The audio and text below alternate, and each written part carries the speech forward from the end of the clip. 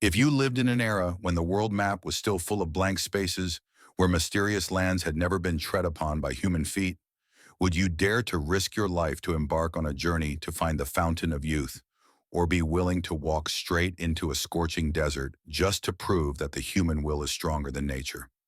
Imagine one day you leave your family, leave behind all comforts carrying the belief that somewhere out there lies the secret to eternal life.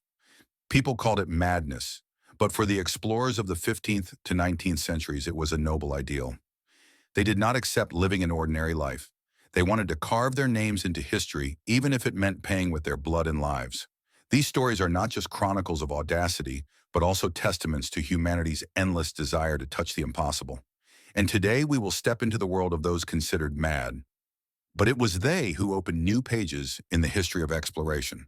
From the late Middle Ages to the Renaissance and the modern era, Europe entered a period called the Age of Discovery. This was a time when giant sailing ships parted the waves heading west, when the world map was constantly redrawn and when human greed and curiosity reached their peak. In this context, myth and reality intertwined. People believed in ancient tales of the eternal river, the land of gold, or cities glittering with diamonds deep in the jungle. Many kings and clergymen even sponsored entire expeditions to find them, because supreme power would belong to whoever held the secret of immortal life or endless wealth. But the further they stepped beyond familiar borders, the more humans had to face a cruel truth: nature is unforgiving. The Amazon rainforest swallowed up armies. The Sahara Desert turned journeys into nightmares of thirst, and the ocean coldly submerged thousands of lives. Yet it was in these harsh circumstances that the most peculiar and mad figures emerged. They saw danger as a measure of fame and death as just a fragile boundary on their journey of conquest. And from here, history recorded journeys that just by hearing about them would make you shudder, from the one who insisted on the existence of a fountain of youth in the New World, to the reckless men who took a few barrels of water and plunged into an endless desert. In the history of exploration, perhaps no one demonstrated madness more clearly than Juan Ponce de León, a 16th century Spanish explorer. He was once a close associate of Christopher Columbus, witnessing firsthand the opening of the New World.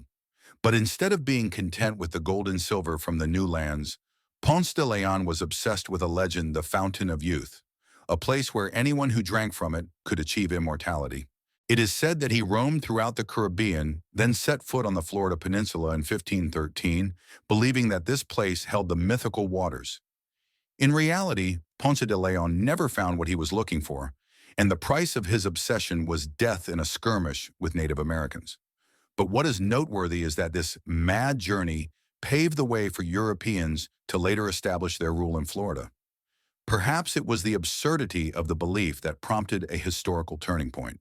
During the same period, there were those with insatiable greed who plunged into places where nature did not welcome humans. A prominent example is René Caillie, a 19th century French explorer.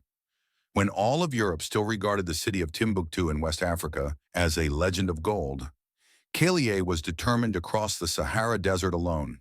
With no fleet, no grand expedition, he simply disguised himself as a Muslim merchant, carrying some dried food and an iron will. Caillie's madness lay in the fact that he dared to do what many large expeditions before him had failed to do, perishing amidst the dry sea of sand.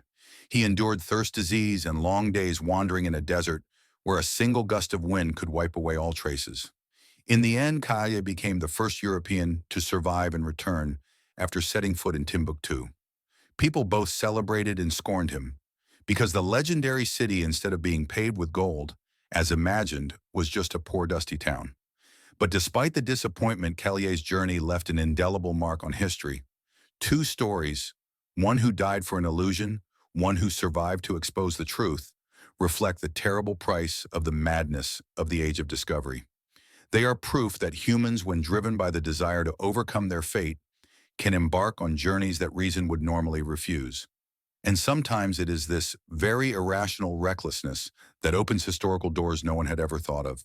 Those seemingly meaningless journeys, when looked back upon, created social and historical repercussions so powerful that few could have imagined. First, in terms of politics and territory, an individual's failure did not mean the failure of an empire. Ponce de León never found the fountain of youth, but his landing in Florida turned the region into a focal point of colonial disputes. After Spain, England, and then the United States all considered it a strategic location. This means that a mad belief inadvertently paved the way for global-scale invasions. Meanwhile, the indigenous tribes, who had lived peacefully in the jungles and swamps, became victims of this frenzy. They were pushed back, assimilated, and many cultures were permanently erased just because of a non-existent legend. Individual madness, when combined with the power of an empire, turned into a collective tragedy. Second, in terms of knowledge and science, journeys like René Caillé's created a cognitive shock. For hundreds of years, Europe had nurtured myths of Timbuktu as a city of gold, where every street was paved with precious metals. When Caillé returned exhausted from his journey across the Sahara, his account disappointed many. Timbuktu was just a poor, dusty city far from the glamorous dreams. Thus, all the effort, all the blood and bones, all the expeditions that perished in the desert suddenly became proof of a painful truth. Many of humanity's adventures were built more on illusion than on fact. However, this disappointment sparked widespread debates. Is geography truly objective, or is it also colored by greed and imagination? One side argued that Caillé was a myth-breaker, someone who tarnished Europe's collective dream. But the other side saw him as a hero, one who dared to speak the truth, who dared to expose the gap between illusion and reality. The whole of European society was shaken because it turned out that sometimes the madness was not with the explorer, but with the entire community that nurtured false illusions. Third, in terms of culture and society, these figures became controversial symbols to this day. Some praise them as proof of an indomitable spirit daring to step beyond human limits to seek the impossible.